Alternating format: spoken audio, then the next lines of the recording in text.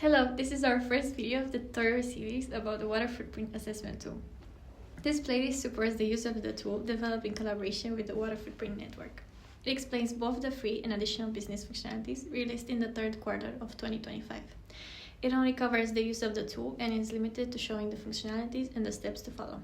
For more guidance on the business application version of the tooling and the datasets, you can contact us at info@waterfootprintimplementation.com. For more information about the concepts and the water footprint assessment method, you can refer to the Water Footprint Assessment Manual published in 2011.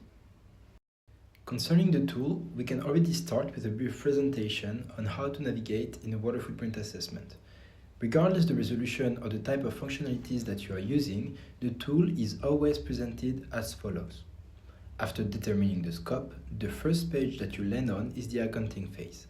The top bar menu allows you to navigate between the different steps of the water footprint assessment: accounting, sustainability, and response formulation. Each phase provides you with different data. On the left, you can select the color of the water footprint you want to have data for. We differentiate the blue, green, and gray water footprints. You can also choose between a specific crop, industrial, or domestic use to assess its water footprint. Finally, on the right, you can find different views to display the output data from the tool.